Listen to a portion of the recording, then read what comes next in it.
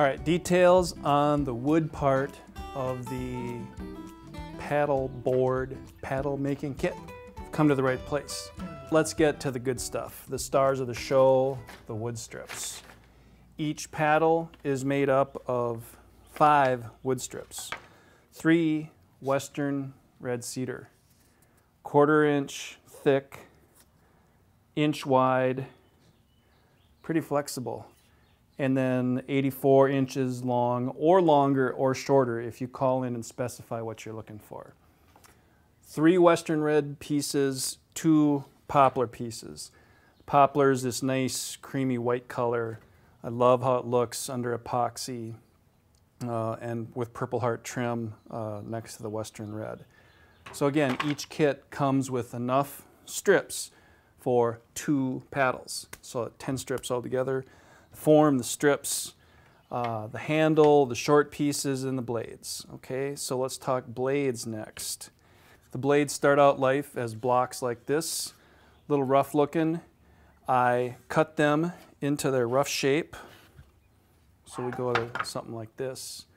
And then I use scrapers and sometimes spoke shaves to get rid of any, burn marks or cut marks that I don't like. So what you get is a pretty smooth, good-looking piece of cedar. I don't like letting it out of my shop until it looks like something I'd want to use on one of my own paddles.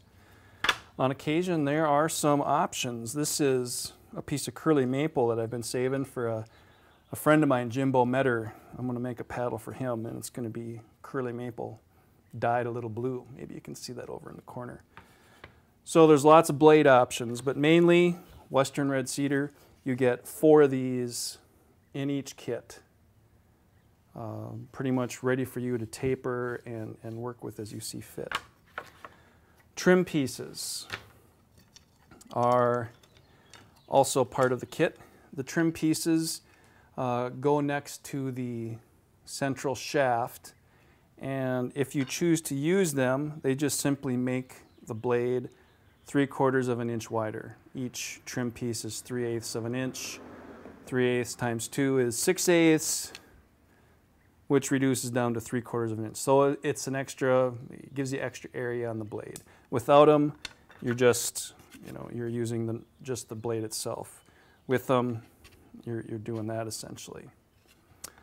Also, in packs of 4, I really like Purple Heart. It's a great wood. I love how it looks once it's been cut and oxidized a little and then put under epoxy. It's a beautiful purple.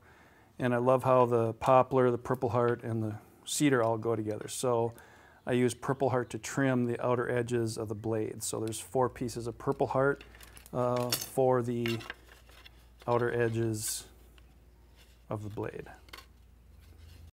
And then there's the handle. Lots of little pieces go into the handle, and I think that's where really the sky is the limit. And for each customer, each person that wants to make a paddle, they've got different ideas about what goes into the handle. Go to your local shop, look on YouTube, get some ideas. There's gobs of different handle styles out there.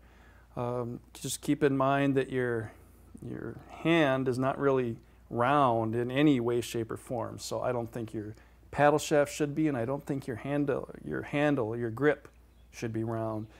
To me, your hand is kind of like an elongated hook. So you want a handle to kind of make this shape. And you'll see in the DVD, which is one of the extras that Wavetrain offers, some of my thoughts on handle making and the usability and ergonomics of comfortable grips, comfortable handles, and comfortable shafts. Lastly, this is where the paddle shaft strips start. This is vertical grain, clear, Western red cedar. Hard to find, but I've got my source. It's beautiful wood. For 2 paddles, you don't need very much. So the advantage of a kit is that you're only buying the strips that you need or that you want to make 2 paddles. You don't have to source the wood. You don't have to cut the wood, you don't have to worry about dust collection, you don't have to deal with noise, you don't have to deal with the stress of where are your fingers while that table saw blade's whizzing by at a high rate. It's beautiful wood though. I just wanted to show you how these strips start. The form is built out of laminated wood, so it's engineered to not warp. So I like this because it makes me feel good about a long paddle shaft being straight. I let in several alignment bars, and then each form comes with several compression blocks as well. And we'll see in a minute how that works. An important part of the form is the angle block down here at this end. The angle block is how you achieve the bend in your paddle. And I'll just run through that real quick. This will be the first piece. Slips in. And then you run it up onto the angle in between the alignment bars. And once you've built up your stack, you're just using these compression blocks to get your bend going. Keep in mind you'll never get rid of this space underneath here. I shoot for about half of a sharpened pencil. It's about 3 millimeters is about as tight as I want that curve to get.